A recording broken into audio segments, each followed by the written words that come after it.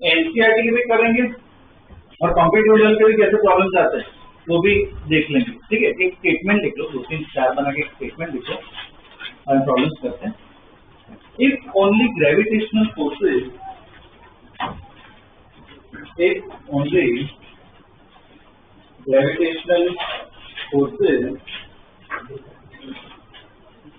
are acting on a system, if only gravitational forces are acting on a system,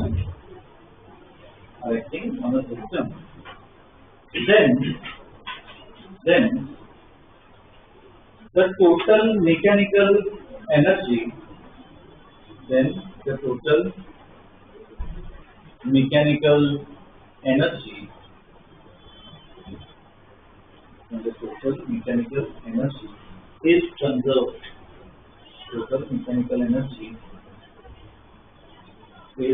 conserved. Mechanical energy का मतलब क्या हुआ? Kinetic plus potential, दोनों को add करो तो वो क्या रहेगी? सेम रहेगी। इसका मतलब हमने वर्क एनर्जी में ना पढ़ा था, क्या लिख सकते हो? KI plus UI equal to, क्या लिख सकते हो? KI प्लस, लिख लो।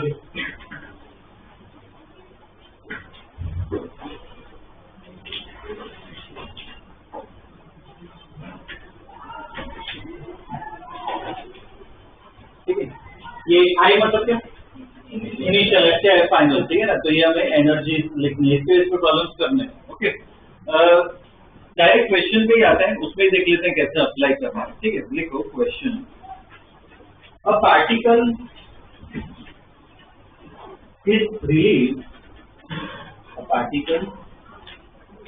is released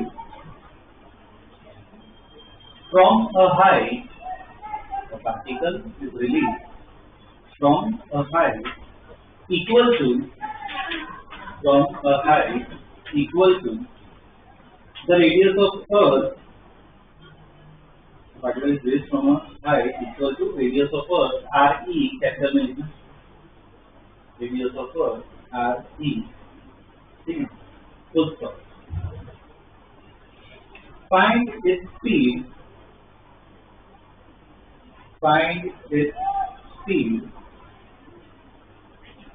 when it reaches the ground।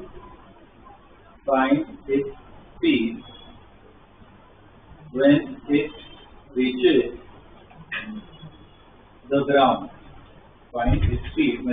the ground। ठीक है, फुल स्टॉप। और एक स्टेटमेंट लिखो इसमें आगे कंक्लूजन में। Take acceleration due to gravity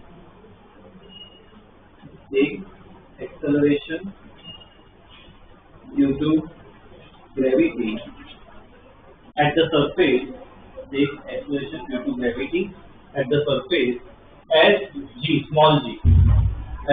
small g। ठीक है, ये दिया हुआ है। पहले विजुअलाइज करते हैं। ये प्रॉब्लम पे तरीका जो है उस पर ध्यान देना, डेटा वो सब जो लिख रहे हैं, प्रॉब्लम पे प्रोसीजर पे ध्यान देना। इससे जो प्रॉब्लम करने हैं आज, इसी बेस पे करना है। ठीक है, तो प्रॉपरली ग्रास्प करो, समझो कैसे कर रहे हैं। पहले विजुअलाइज करते हैं। विजुअलाइज करना तो डायग्राम ड्रॉ करना है। तो क्या कर रहे हैं कि एक पार्टिकल है, पार्टिकल कितनी हाइट पे? ये अर्थ ले लेते हैं और इसका मास, जो डेटा बोले ना दिया कुछ अज्यूम कर लो, इसका मास है रेडियस आर। कितनी हाइट पे पार्टिकल?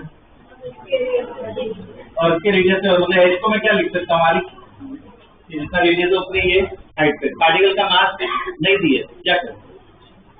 कुछ अज्यूम कर लो, स्मॉल एम लिख लो, ये पार्टिकल का मास। अब इसको रिलीज करो, पार्टिकल क्या नीचे जाएगा? क्या पूछा है क्वेश्चन में, क्या करना है? जब पार्टिकल यहाँ पे पहुंचेगा क्या निकालनी है? स्पीड। डायग्राम में सब कुछ होना चाहिए लिखा है। यहाँ पे क्या लिख सकते हैं? रिलीज कर रहे हैं, यहाँ पे क्या लिख सकते हैं? रेस्ट हो गया, U = 0 लिखो है, रेस्ट लिखो की बात। और यहाँ पे क्या स्पीड निकालनी है, जो पूछा है वो भी लिखना है। तो क्या होगा? अपना बेसिक डायग्राम होगा। ठीक है, ड्रॉ करो, अपने आप ड्रॉ करो, कॉपी नहीं करना है।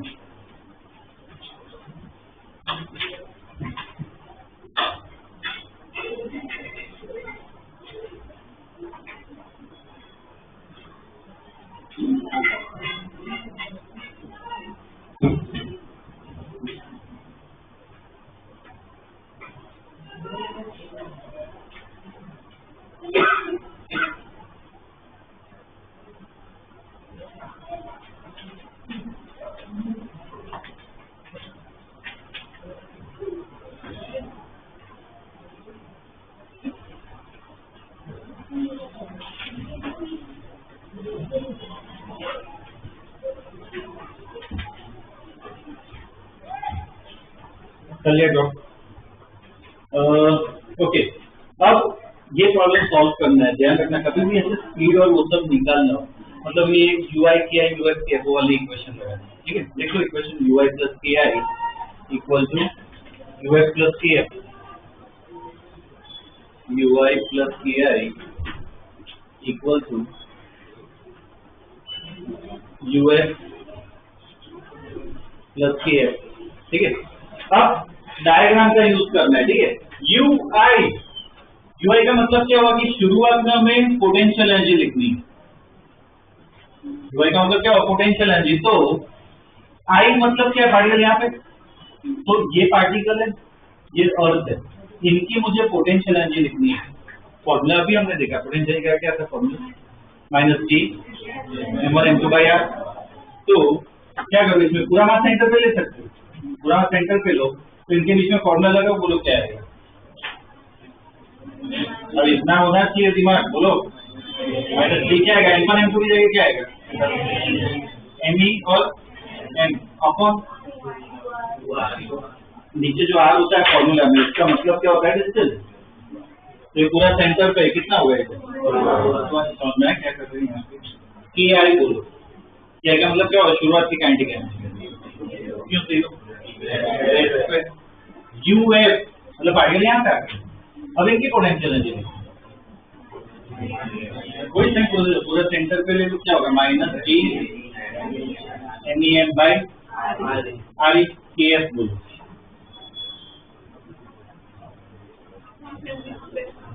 इसकी डायग्राम का मैं तुम्हें वो नहीं पूछ रहा हूँ, गैस करो कि क्या होगा, डायग्राम देख के बोलना है। गैस मतलब पहले इधर तो होगी ना, इसकी काइनेटिक एनर्जी क्या होगी, हाफ mv स्क्वायर। इसको सॉल्व करोगी आ जाओ, करो सॉल्व।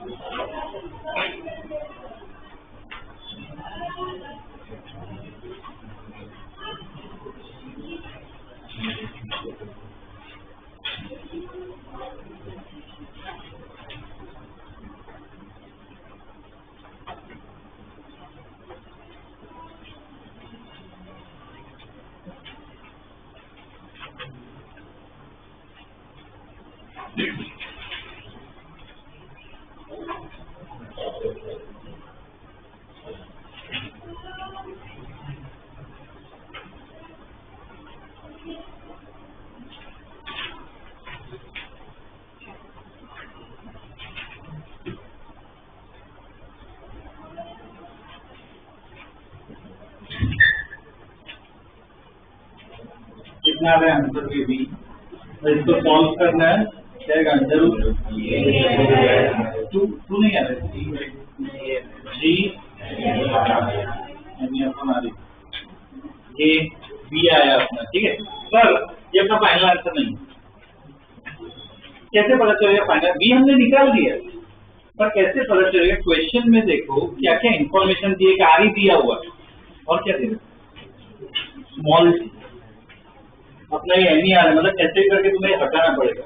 स्मॉल जी के acceleration due to gravity, notes में, नोट्स इसके आगे के पढ़े हो, हमने एक्सेलरेशन ड्यू टू ग्रेविटी एक टॉपिक पढ़ा था, उसमें को स्मॉल जी का फॉर्मूला लिखा था हमने। स्मॉल जी जो था हमने फॉर्मूला डिराइव किया था भाई, याद भी रखना बहुत काम आएगा।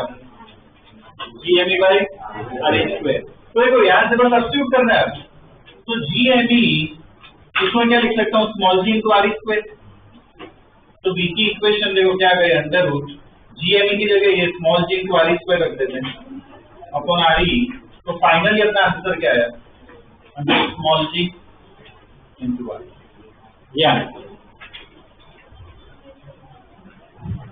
ठीक है, ध्यान रखना इसे सब्स्टिट्यूट करना पड़ेगा।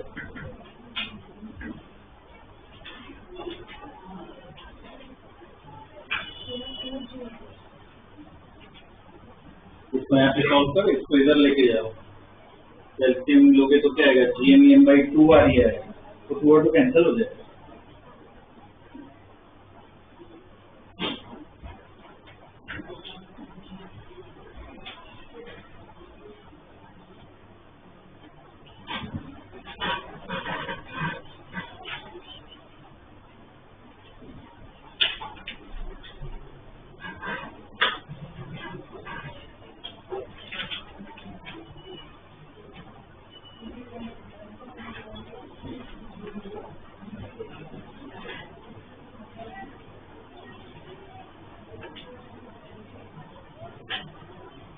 ठीक है, ऐसे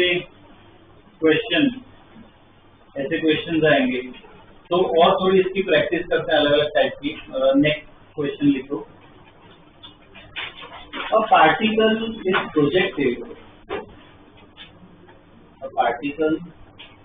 is projected upward from ground,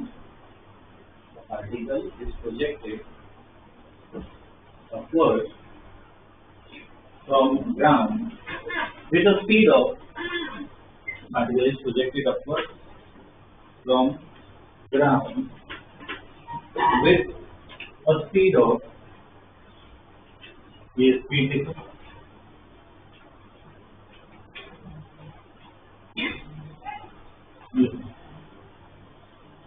equal के अंडर रूट 3GRE/2, ये पूरा अंडर रूट में।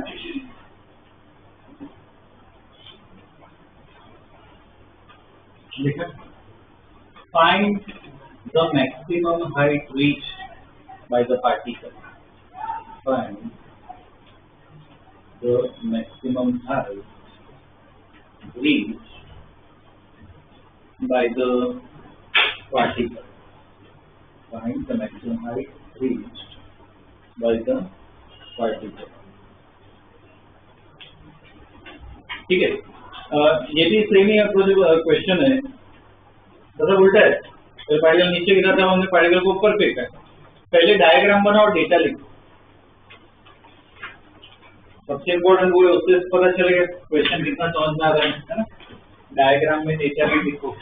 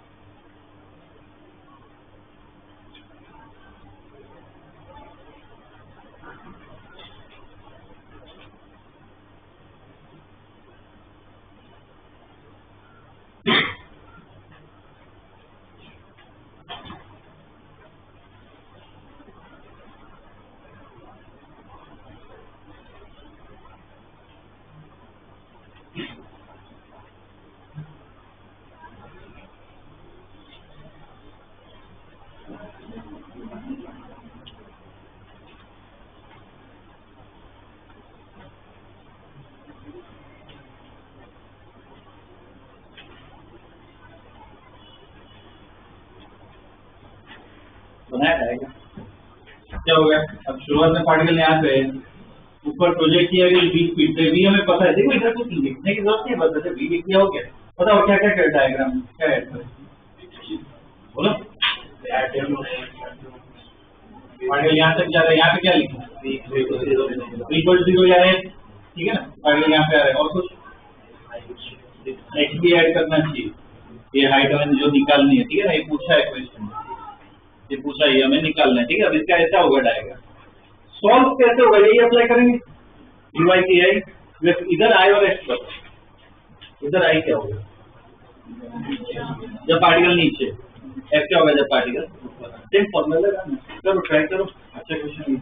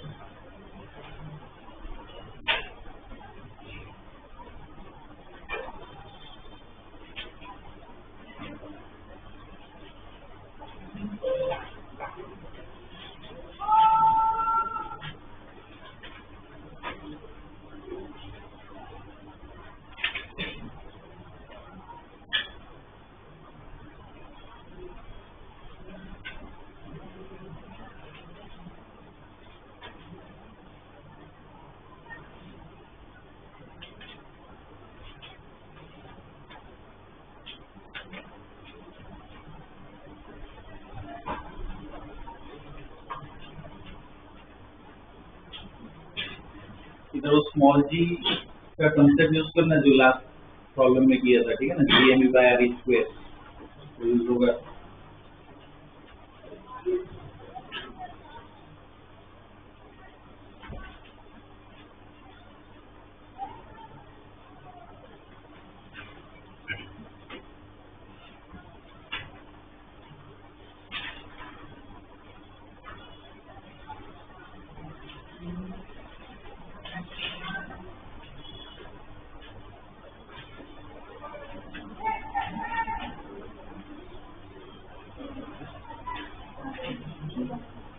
क्या है फाइव, सिर्फ आर के टर्म्स में आना चाहिए, सिर्फ आर होना चाहिए, स्मॉल जी नहीं होना चाहिए।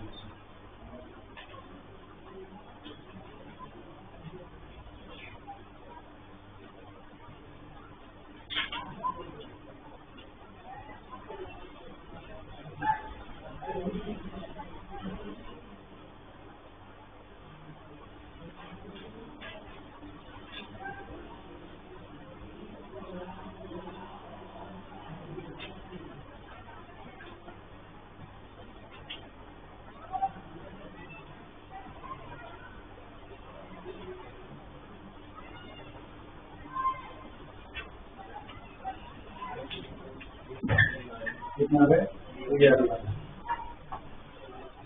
यू आई। अब ये चेक करो पहले तो ये यू आई की आई वो सब ढंग से लिख पा रहे हो या नहीं। यू आई मतलब यहाँ पे पार्टिकल, इधर भी पार्टिकल का मास नहीं दिया है, स्मॉल है तो इधर बताओ यू आई मतलब यहाँ पे लिखने हैं पोटेंशियल एनर्जी क्या होगी,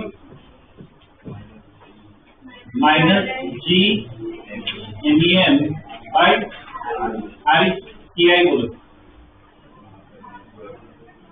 हाफ एम स्क्वायर होगा है ना, वो भी बाद में डाल देंगे। यू एक्स बोलो, अब पार्टिकल यहाँ पे तो इनके बीच क्या लिखना है, क्या होगा -GMEM upon RE plus H, ठीक है ना, पूरा सेंटर का ये डिस्टेंस क्या होगा RE plus H plus KF बोलो 0, KF क्या हो जाएगा 0 हो जाएगा, ठीक है। तो आप देखो इसको सॉल्व कैसे करें तो समझो, इसमें ना ये B और उसको सब्स्टिट्यूट करना है पहले। और ये एक और चीज ध्यान रखना है, जिन स्टूडेंट को अटक या पूरा सॉल्व ना हुआ पहले ये देखो कि ये सही लिखा कि नहीं, पहले देखो कि ये सही क्या लिखा क्या, अगर ये सही लिखा हो तो आगे देखो कि फिर मतलब क्या सॉल्व करने में दिक्कत है, अगर ये गलत है मतलब क्या फॉर्मूला में तुम्हें दिक्कत है, कहाँ पे अपनी गलती हुई वो पता होना चाहिए। ये -GMEN/R, ठीक है, हाफ एम से भी दिया हुआ है, उसको यहाँ पे सब्स्टिट्यूट कर दे कितना हो जाएगा 3mGRE बाई नीचे कितना 4 हो जाएगा, ये भी 2 है इधर भी 2 है, 4 हो गया equal to -GMEM by RE plus H। अब देखो इसमें क्या करना है, ये स्मॉल जी हमें पता है, स्मॉल जी का फॉर्मूला पता है ना, -GMEM/RE। ये स्मॉल जी का फॉर्मूला क्या था बोलो? स्मॉल जी का फॉर्मूला GME/RE² और ये इधर 4 साथ में इक्वल टू -GMEM/RE+H। अब इधर से देखो ये आगे कैंसिल हो गया, ये पूरे टर्म में क्या क्या कॉमन है, जितना हो उतना सिंपल करना है। क्या क्या कॉमन है? जी एक कॉमन है हर जगह, एम ए भी कॉमन, स्मॉल ए भी कॉमन है, तो हटा सकते हो। तो पहले टर्म में क्या बचा? -1/RE। इधर क्या बचा? 3/4RE इक्वल टू, यहाँ पे क्या बचा? -1/RE+H। इसका एलसीएम ले लो, कितना हो गया एलसीएम? बोलो।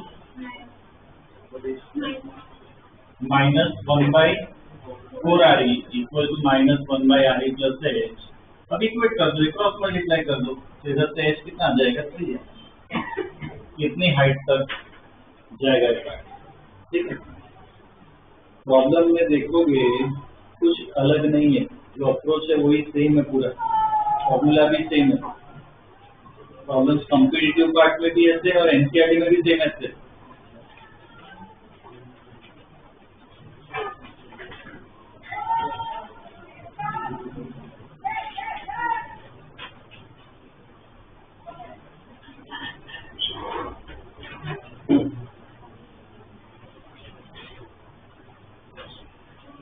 ठीक है, एक और क्वेश्चन दे रहा हूं, वो क्वेश्चन एनसीईआरटी का है।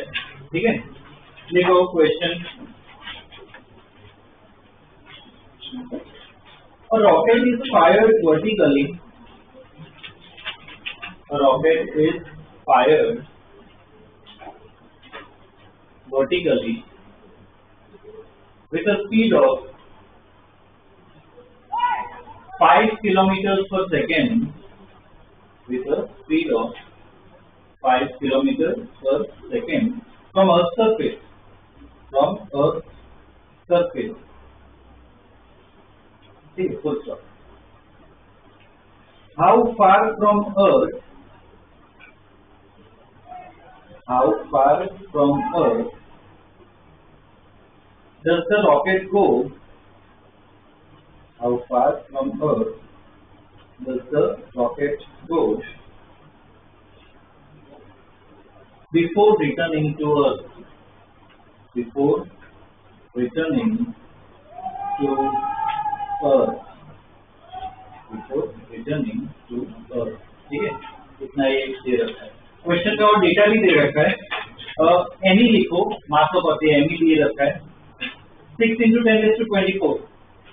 6 × 10⁻²4 kg। RE लिखो 6.4 × 10⁻6 मीटर। 6.4 × 10⁻6 मीटर। ठीक है, डेटा दे रखा है। कैपिटल जी की वैल्यू तो याद है ना, 6.67 × 10⁻11। ठीक है ना, वो उसकी वैल्यू होती है।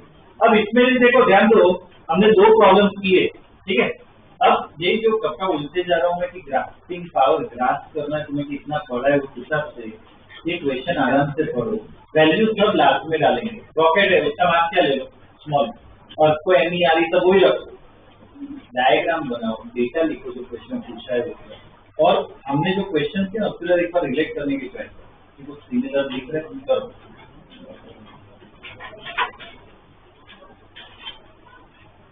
मेन तो डायग्राम बनाओ, डायग्राम में डेटा लिखना चाहिए।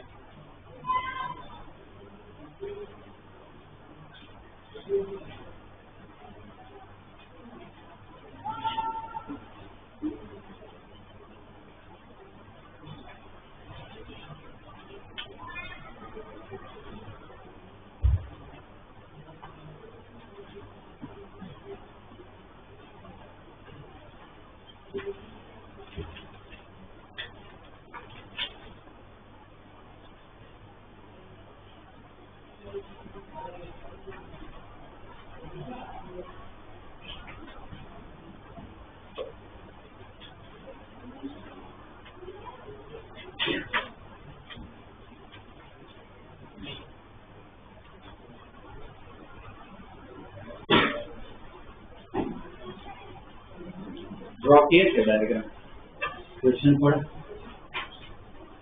बोलो कुछ क्लिक हो गए।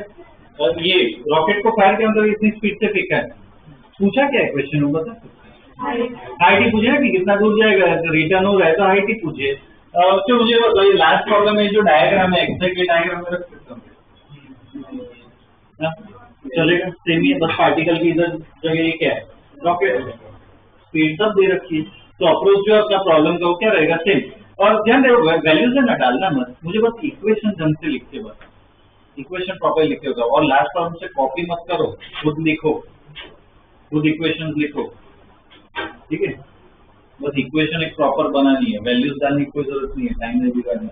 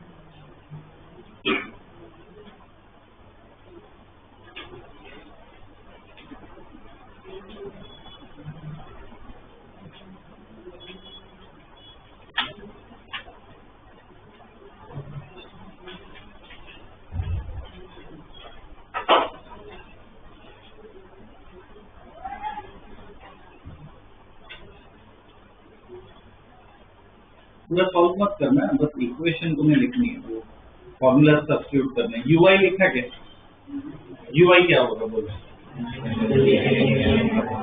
Minus G M E M upon R UI की I half M B square equal to US, rocket इधर आ गया, बोलो माइनस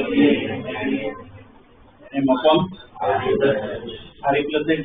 अब अपना टारगेट क्या क्या निकालना, अच्छा ये सब वैल्यू हर जगह डालेंगे तो कितना लेंथी हो जाएगा, तो इसको बस सिंप्लीफाई करके थोड़ा लिखना है। तो देखो इसमें क्या कर सकते हैं, इसको है ना, देखो स्मॉल एम तो पहले हटा सकते हो, हर जगह स्मॉल एम हट जाएगा। अब क्या करो, जी एम ई से भी है ना डिवाइड करो, तो पहली इक्वेशन क्या आ जाएगी, -1 बाय आर प्लस इधर जी एम ई तो है तो डिवाइड में लिखना पड़ेगा, स्क्वायर बाय क्या लिखोगे, ये लिखोगे इज इक्वल टू, यहाँ पे क्या आएगा -1 बाय आर प्लस। अब ये सब वैल्यूज डाल के सॉल्व करोगे ना तो आएगा, इधर तो वैल्यूज डालने पर वैल्यूज डालो मत, इतना मुझे भरोसा है कि वैल्यूज डालोगे तो आ जाएगा तुम्हारा। एच क्या आएगा, सब वैल्यूज दे रखे क्वेश्चन में, ये इतना बस लिखो, इतना लिखना, इसके आगे बस एक छोटा सा स्टेटमेंट ऐड करवा देना, ठीक है, कैलकुलेशन में टाइम नहीं बिगाड़ना।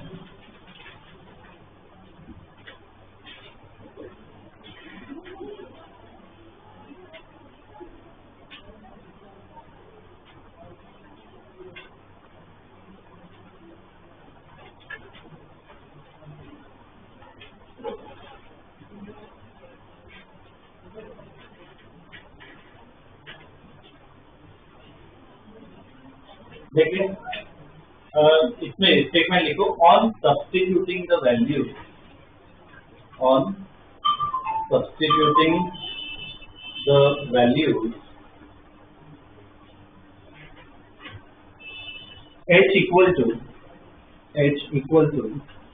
1.6, h equal to 1.6 into 10⁶ meters is obtained, h equal to 1.6 into 10⁶ meters is obtained, ठीक है ना, वो वैल्यू आएगी सब वैल्यू का। ठीक है, मेन क्या तुम्हें इक्वेशन लिखनी आनी चाहिए, ठीक है ना, वो जरूरी, ठीक है। इसके और भी प्रॉब्लम्स है, एनसीआर जो एनसीआरटी बेस्ड भी है पर कम्पिटिटिव में भी है, काम आएंगे, ठीक है, तो वो भी कर लेते हैं, ये इंपॉर्टेंट टॉपिक है इस चैप्टर, ठीक है। नेक्स्ट क्वेश्चन लिखो,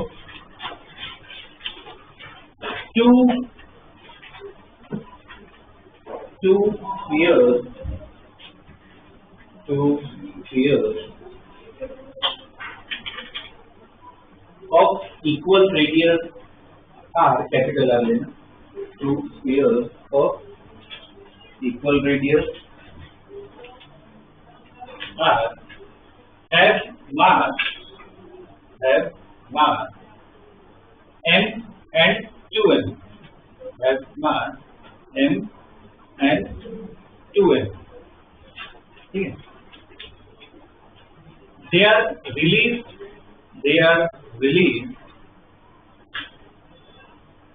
when separation between their centers, they are released when separation between their centers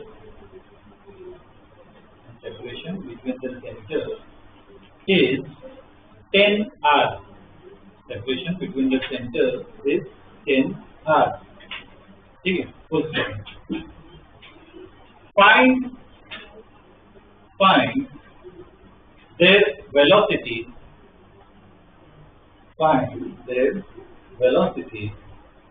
when the separation between their centers, find their velocities when the separation between their centers is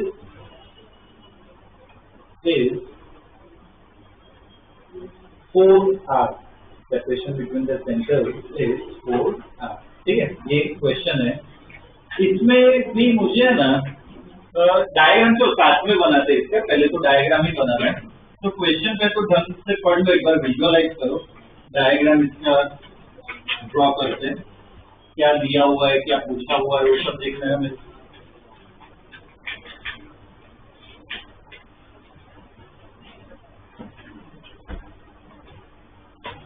क्या दिया हुआ है, 2 sphere, ठीक है। शुरुआत में कितना है सेपरेशन, 10r है, तो ऐसे 2 स्फीयर बना दिए, ठीक है, तो 2 स्फीयर है, इनके बीच का सेपरेशन कितना दिया हुआ है, 10r, ठीक है। और क्या डिटेल, यहाँ पे मास m और क्या 2m, ओके। और क्या डिटेल लिखूं यहाँ पे, और क्या डिटेल क्या है, रेस्ट पे रिलीज किया है ना, रेस्ट पे, तो v = 0 लिखो या रेस्ट लिखो, रेस्ट पे। उसके बाद क्या होगा, बोलो, रिलीज करने से क्या होगा, विजुअलाइज करो, तो मैं रिलीज करूँ तो क्या होगा, क्यों नजदीक क्यों आएंगे, ग्रेविटेशनल फोर्सेस, तो क्या है नजदीक आएंगे, तो मैं इसके नीचे डायग्राम बना, तो ये दूसरा स्फीयर ऐसे थोड़ा नजदीक आया, ठीक है, ये दोनों स्फीयर ऐसे नजदीक आ गए, कितने नजदीक आ गए, इनके बीच का सेपरेशन कितना दिया, 4r, और क्या डेटा लिखूं है,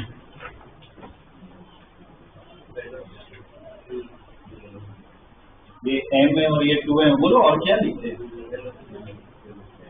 क्या वेलोसिटी लिखनी है ना, कि जो पूछा है वो भी होना चाहिए, वेलोसिटी v लिखे दोनों की, या v1 v2 लिखे,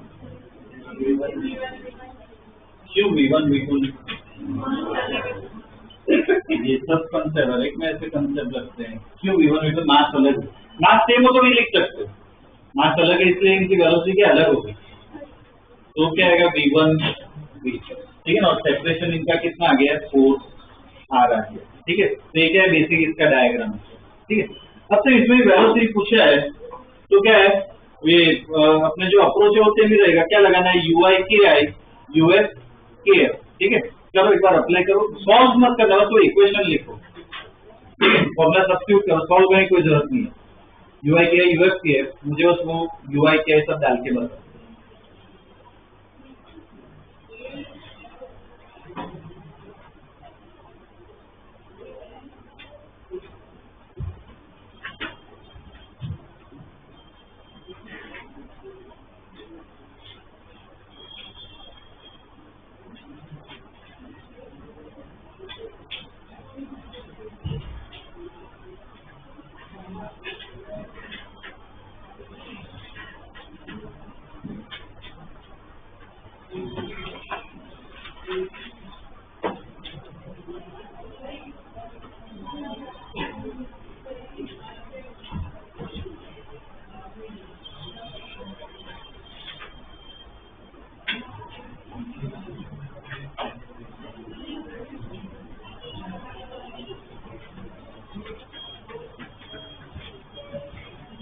क्या होगा?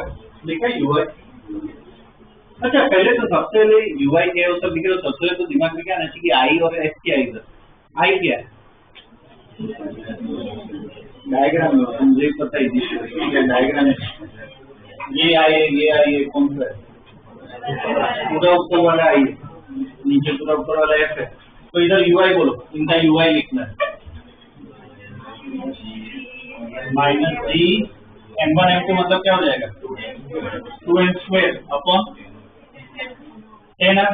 पूरा बात सेंटर पे लिख सकते हो, क्या होगा? 10r। ध्यान रखना, बस ये चेक करना है तुम्हें, देखो कि सही है गलत है क्या है। ठीक है, ये अपना ui हुआ, ki 0, दोनों का ही 0 है ना। uf बोलो माइनस जी बाद में 2n² अपॉन 4r kf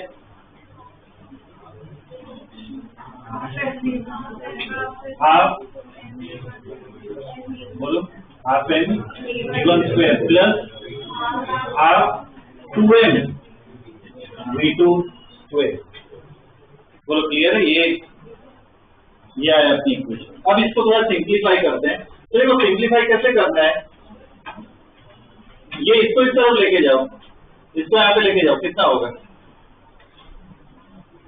इसको यहाँ पे लेके जाओ,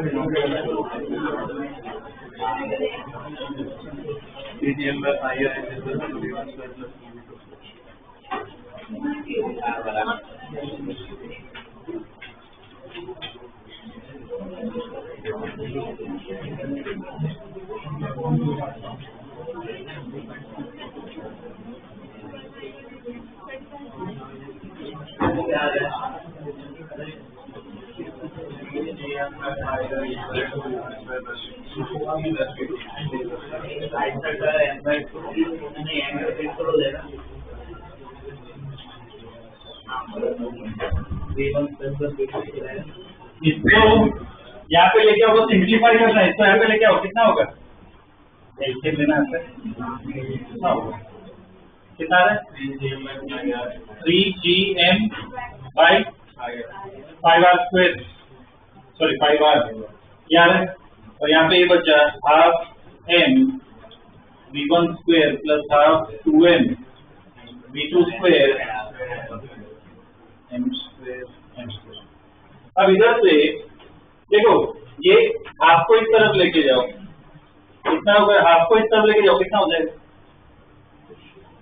ये 2 है, नीचे यहाँ पे नीचे 10 कहाँ से? यहाँ पे 10 है कि 5 है? इतना तो इतना मैं नहीं बताऊंगा, जो है फुल 10 आ रही है। 2 इस तरफ लेके जाओ, कितना हो गया? 6। एक एम डिवाइड भी कर सकते हो, तो एक अपनी इक्वेशन देखो क्या आई, 6gm by 10r equal to v1² plus 2v2। ये अपनी पहली इक्वेशन, ये पहली इक्वेशन है 6gm by 10r equal to v1² plus 2v2। ठीक है, ये पहली इक्वेशन है। देखो इससे प्रॉब्लम सॉल्व नहीं हुआ, क्यों सॉल्व नहीं हुआ? दो वेरिएबल है ना V1 V2, पहले में तो सिर्फ एक ही था, इसमें दो वेरिएबल V1 तो मतलब कैसे भी करके हमें दूसरी इक्वेशन बनानी पड़ेगी। ऐसे टाइप में ध्यान रखना, वो भी बता देता हूँ। दूसरी इक्वेशन पता है कहाँ से आती है? इसमें हमने एक चैप्टर पढ़ा था सेंटर ऑफ मास, उसमें कंसेप्ट पढ़ा था कंजर्वेशन ऑफ मोमेंटम। बाहर से तो कोई फोर्स लग नहीं रहा है, जो भी फोर्स ग्रेविटेशन लग रहा है, पर वो इंटरनल फोर्स कहते हैं, अंदर अंदर लग रहा है। बाहर से जब कोई फोर्स नहीं लगता है तो मोमेंटम क्या रहता है? कंजर्व। तो उसमें ये एक और लगा सकते हो, ठीक है? तो लिखो, उसमें स्टेटमेंट ऐड कर दो, since F external is 0, since F external is 0, momentum is conserved. Momentum is conserved. Momentum is conserved. तो मतलब क्या लिखोगे? Pi equal to Ps. Pi equal to Ps. तो जब मोमेंटम लिखते हैं, Pi मतलब शुरुआत का मोमेंटम, इनका मोमेंटम का फॉर्मूला याद है? mv। तो ये भी रेस्ट है, ये भी रेस्ट है। तो शुरुआत का मोमेंटम Pi क्या होगा? 0। फाइनल मोमेंटम इन दोनों का लिखना है। ये पहले स्फीयर का मोमेंटम कितना होगा? mv1, दूसरे का 2mv2 पर माइनस में, तो ये इस तरफ ऑपोजिट डायरेक्शन में आ रहा है, तो क्या होगा? ये mv1 माइनस 2mv2। इसको इक्वेट करें तो देखो क्या रिलेशन आ रहा है? v1 equal to 2v। ये अपनी दूसरी इक्वेशन है। इतना तो चलो कर पाओगे, इनको सब्स्टिट्यूट बस करना है तो V1 V2 आ जाएगा। कर पाओगे इतना ही करो, V1 की जगह इधर डालोगे, सॉल्व करना है, चलो ट्राई करो इसको। V1 निकालना है और V2 निकालना है।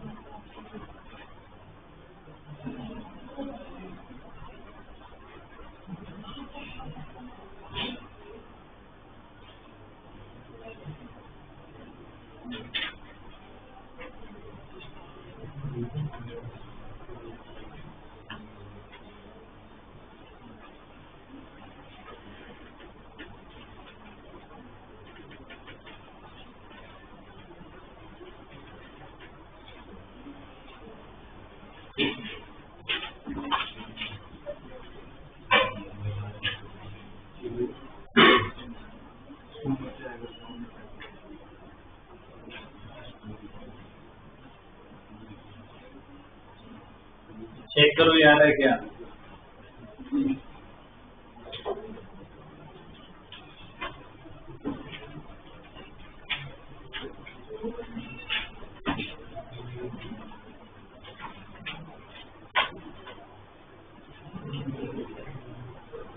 जिनका हो गया हो कितना टाइम इनफ है आंसर लेने में, तो सबके लिए बता रहा हूँ कि सॉल्व कैसे करना है। ठीक है, कि मैंने आंसर रटा हुआ थोड़ी है, मैंने सॉल्व किया ना, तब ऐसा आंसर आया। कैसे सॉल्व करना है इतना तुमसे सबसे ये बोल रहा हूँ, कितना मन में होना चाहिए। कैसे सॉल्व करें? V1 इक्वल टू क्या है? 2v2। तो इसको यहाँ पे डाल दो, कितना हो गया? इतना मन में कर सकते हो, कितना हो गया? 4v2 स्क्वायर, इधर 4v2 स्क्वायर, इधर 2v2 स्क्वायर, कितना होगा? 6v2 square. 6 और 6 कैंसिल हो गया, क्या बचा? तो इधर 6/10 पर स्क्वायर है, हो गया। कोई पूरा लिखने की जरूरत नहीं, डायरेक्ट आंसर लिखना सीखो। ठीक है, मेन जो तुम बोर्ड के लिए और जिसके लिए करो मैथ्स तो इधर डायरेक्ट आंसर यहाँ पे लिख सकते हो। और V1 के लिए तो सिंपल है, ये रहा V1 कितना है? 2v2 के बराबर है, तो 2 टाइम्स हो जाता है।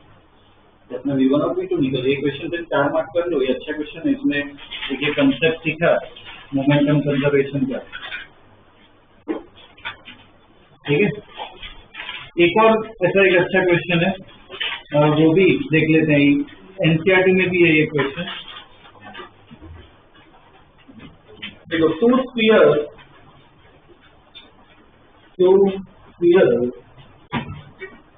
of equal radius are, capital R लेना, two spheres of equal radius r have mass m and 4m. Have mass m and 4m. ठीक है. The center to center separation. The center to center separation is 6r. Is 6r, and both spheres are fixed. And both spheres are fixed. Both spheres are fixed. ठीक है. A particle of mass m, small m लेना. A particle of mass m, small m, is projected from surface. Particle of mass small m is projected from surface of sphere of mass capital M. Surface of sphere of mass capital M directly towards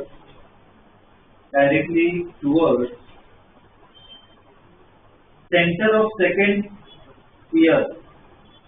Center of second sphere. Full stop. Find minimum speed of the particle. Find minimum speed of the particle so that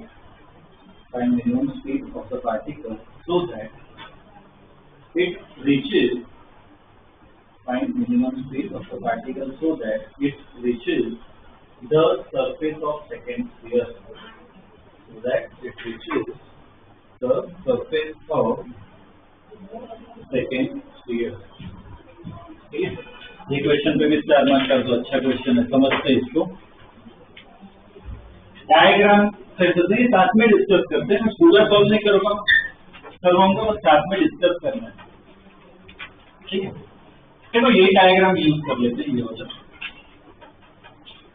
दो sphere है. एक sphere का मास कितना है m और दूसरे का कितना है 4 है. ये सेंटर सेपरेशन कितना किया था 6 था. ठीक है. सेंटर सेपरेशन कितना था 6 है. ओके.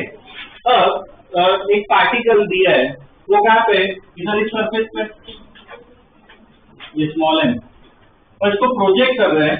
प्रोजेक्ट में कहीं पे भी कर सकता हूँ. किस तरफ प्रोजेक्ट किए, सेकेंड फ्लोर के सेंटर की तरफ, इस तरफ, इस लाइन के अलग प्रोजेक्ट किया. ठीक है. तो क्या पूछा इसमें, क्या निकालना है, मिनिमम स्पीड निकालनी है ना उसकी. ये स्पीड निकालनी है ताकि ये इधर पहुंच जाए, है ना. ये क्वेश्चन है. ओके. अब इसमें भी देखो कंसेप्ट क्या है वो समझते हैं.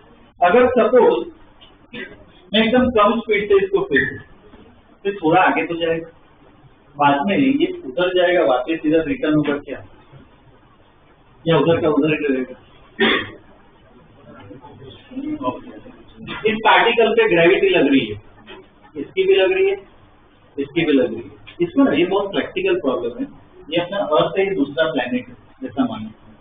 मुझे रॉकेट यहाँ पे भेजना है, ठीक है, या फिर कोई पार्टिकल भेजना है, समझ. ठीक है. तो बहुत कम स्पीड से इस पे अर्थ की भी ग्रेविटी लग रही है, इस प्लेनेट की भी ग्रेविटी लग रही है. अर्थ की ग्रेविटी किस तरफ लगेगी, उसकी तरफ. प्लेनेट की ग्रेविटी कहाँ पे लगेगी, इस तरफ. जब शुरुआत में यहाँ पे रॉकेट या पार्टिकल, किसका असर ज्यादा है, अर्थ का या प्लेनेट का, क्योंकि वो नजदीक है तो अर्थ का असर ज्यादा होगा. तो मैं क्या बोल रहा हूँ, अगर कम स्पीड से मैं फेंकूं तो क्या होना चाहिए, वापस रिटर्न होना चाहिए, इधर पास होना चाहिए, उधर का उधर रहना चाहिए. क्यों रिटर्न होगा, अर्थ का इन्फ्लुएंस ज्यादा है, इससे क्या होगा, वापस रिटर्न ही होगा. और स्पीड से फेंक तो थोड़ा और दूर जाएगा तो वापस रिटर्न ही होगा. ठीक है.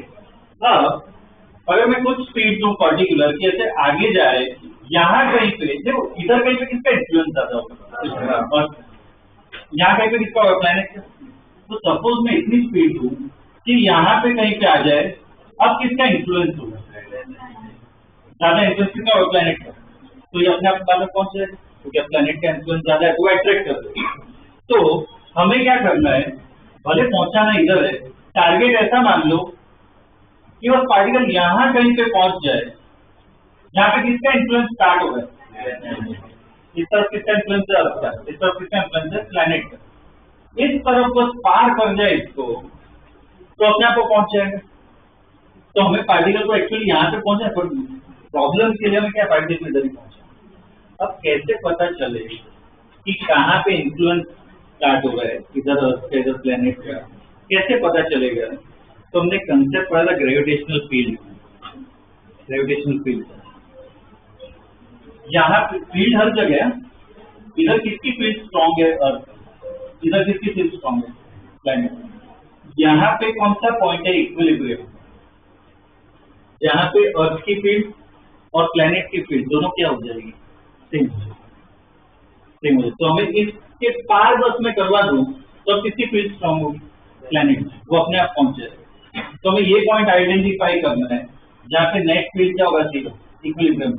ये कोई पॉइंट है ना, पी ले लीजिए, मुझे डिस्टेंस नहीं पता है तो सेंटर से ये डिस्टेंस कुछ एक्स ले लीजिए, ये डिस्टेंस एक्स ले लीजिए। तो प्रॉब्लम समझ रहे हैं क्या, अभी तक सॉल्व भी नहीं किया है, क्वेश्चन समझ रहे हैं पहले तो, ठीक है। ये ड्रॉ करो एक बार, इसमें स्टडी करते हैं, करो ड्रॉ।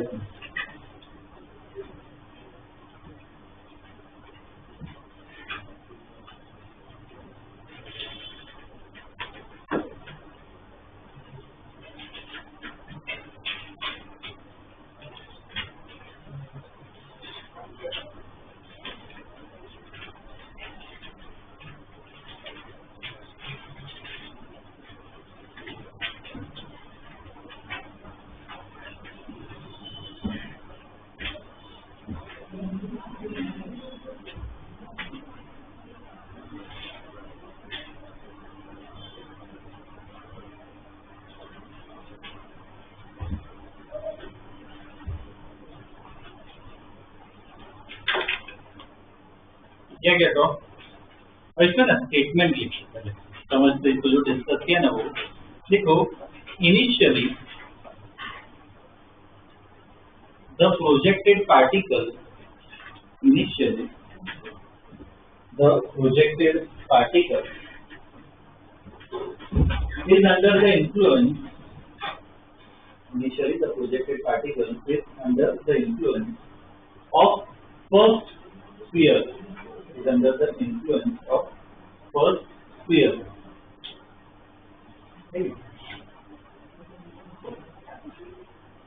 Continue में लिखना है, if the particle just crosses the equilibrium point P, if the particle just crosses the equilibrium point P, just crosses the equilibrium point P, तो क्या होगा बोलो, अब किसका इन्फ्लुएंस बढ़ जाएगा, दूसरे का है ना, just crosses the equilibrium point P, then due to the greater influence of second sphere, then due to the greater influence of second sphere, it will automatically reach its surface. It will automatically reach its surface. Will automatically reach its surface. ठीक है, तो सबसे पहले ना ये point P निकालना पड़ेगा, वो x निकालना पड़ेगा। x कैसे निकालें, बोलो क्या अभी पता है, इक्विलिब्रियम पॉइंट है मतलब फील्ड सेम करनी है। देखो एट पॉइंट P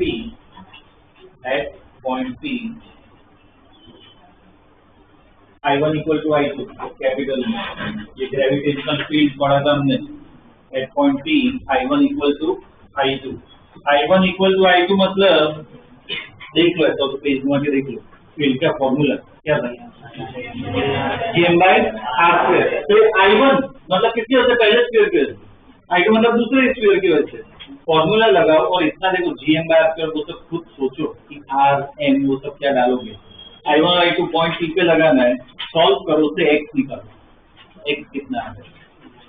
I1 साथ में करते हैं, चलो बस इतना I1 मुझे बोलो, मतलब पहले स्क्वायर की वजह यहाँ पे फॉर्मूला लगाना है, क्या होगा GM कितना डिस्टेंस दूर है वो x डिस्टेंस, तो GM/x²। वैसे ही I2 के लिए लिखो, उसको सॉल्व करके x निकालना है।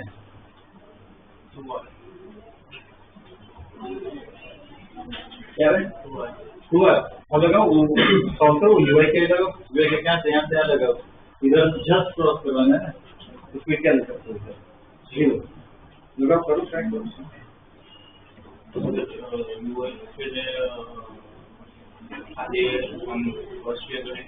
दोनों का असर हो रहा है ना, तो U लिखते टाइम दोनों का फॉर्मूला लगाना है, मतलब पार्टिकल इधर भी लगाओ फॉर्मूला, पार्टिकल इसका भी लगेगा, सेम यूएस में भी लगेगा।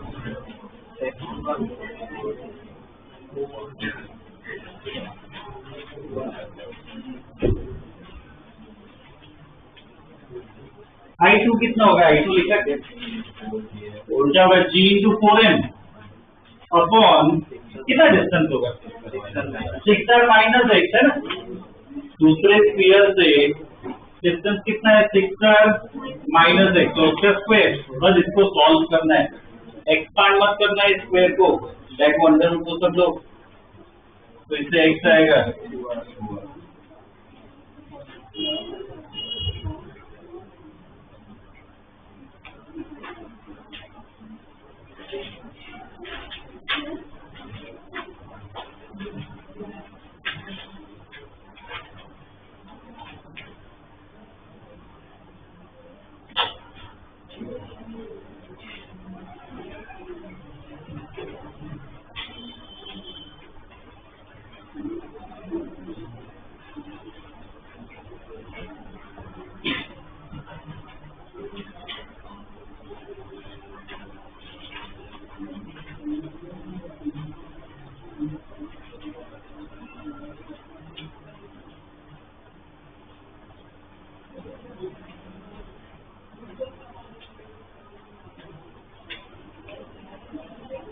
x इक्वल टू 2r आएगा,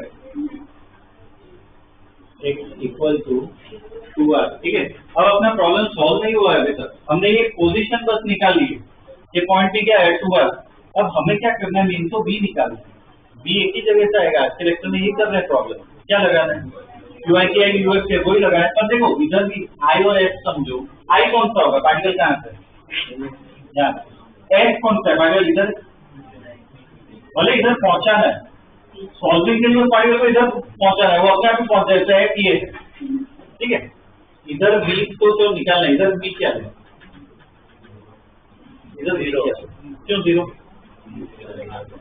जस्ट वो क्रॉस हो जाए तो भी अपने आप पहुंच जाए, तो B ऑलमोस्ट 0 हो तो भी चलेगा, तो इसके और statement at point P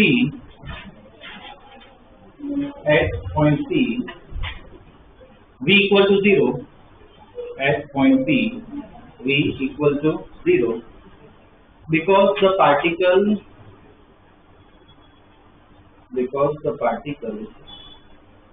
has to just cross that point, because the particle has to just cross the point, particle has to just cross the point, ठीक है, particle has to just cross the point। अब लगाने हो UI KI UF KF, ठीक है ना, वो लिख लो equation UI plus KI equal to UF plus KF, ठीक है, वो लगाते हैं। अब UI जो है, UI का मतलब क्या है, पार्टिकल इधर है, सब पोटेंशियल एनर्जी लिखनी है, इनके बीच में कितनी होगी पोटेंशियल, फॉर्मूला वही है, बोलो minus G capital N small m upon R, उनके बीच का डिस्टेंस है, पूरा सेंटर पे लिखना। अब देखो ध्यान देना, ये इनके बीच का है, पार्टिकल ये दूसरे स्फीयर का भी लिखना है, समझ रहे हो, ये पूरा है, ये दोनों का लिखा फॉर्मूला, पार्टिकल और इसका भी लिखना है, क्योंकि दो स्फीयर है, हमने जो पहले फॉर्म किया उसमें एक ही स्फीयर था, ये दो का फॉर्मूला लगा है, इसका और इसका भी फॉर्मूला लगाना है, तो भी बोलो minus G 4m small m upon उनके बीच का डिस्टेंस कितना है, थोड़ा सा पार्टिकल इधर है, ये और ये, इनके बीच का कितना होगा, पूरा 6r है सेंटर टू सेंटर, ये r है, तो डिस्टेंस कितना होगा 5r, तो यहाँ पे क्या आएगा 5r, समझ है क्या कहते हैं मामले, ये पूरा UI लिखा, अब पूरा अपने आप लिखो AI US CF पूरा करो, सॉल्व करो, इससे भी निकालना है।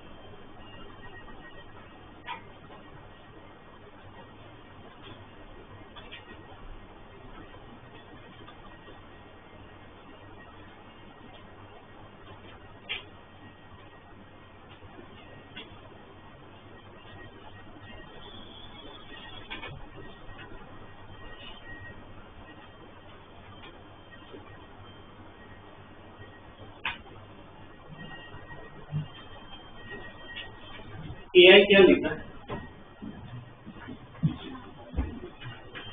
बोलो, half small m v square है ना उस पार्टिकल की स्पीड, यूएस के क्या से लिखना है, यूएस मतलब क्या, पार्टिकल इधर है, तो पार्टिकल और पहले स्फीयर उनके बीच का फॉर्मूला लगाओ, क्या होगा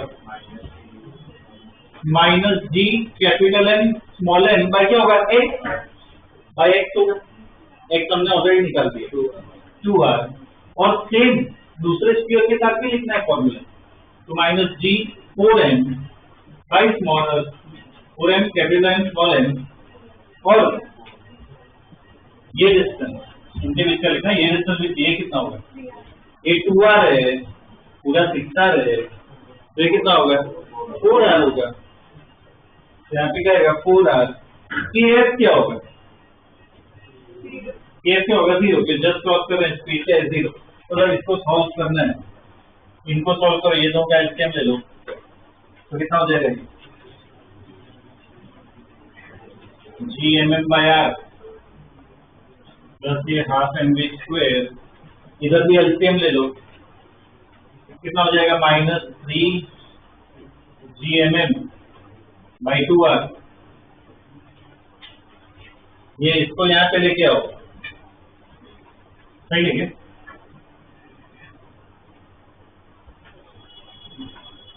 नहीं गलत की बात है, कुछ गलत है,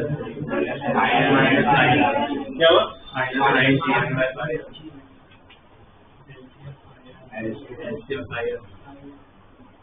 ये इधर 5 आएगा, हाँ ये क्या आएगा माइनस 9/5 होगा ना, इसको यहाँ पे लेके जाओ, इनका एलसीएम ले लो, तो कितना हो जाएगा 3GM/10 कितना होगा? 3GM/10 3GMn/10 अभी आ जाएगा। तो अब हो गया स्मॉल एन कैंसिल, इधर से v आ गया ना, क्या आएगा? √3G कैपिटल N/5, ये फाइनल आंसर आएगा।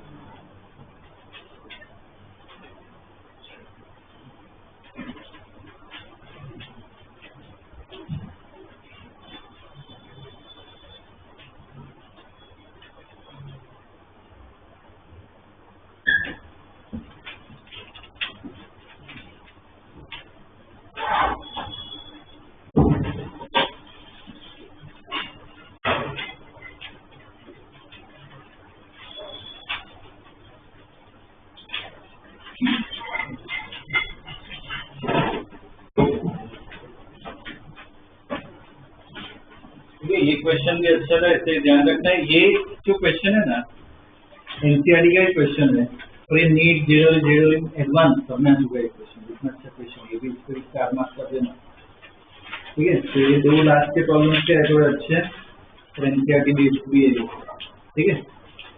मॉड्यूल लाइव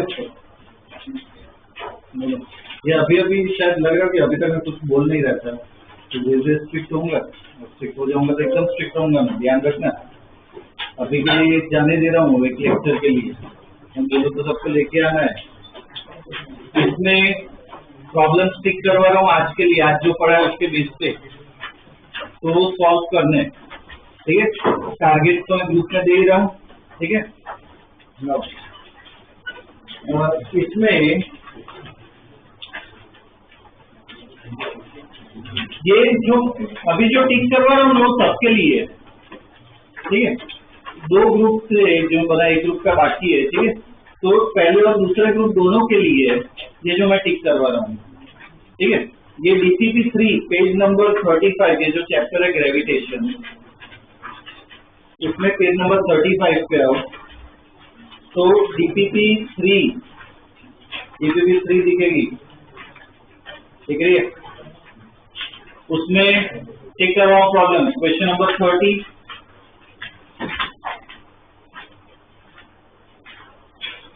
से लेकर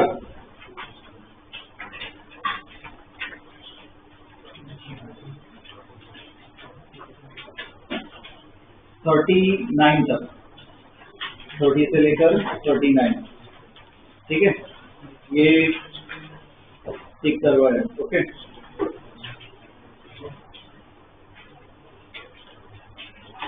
इतने करना है, ठीक है ना।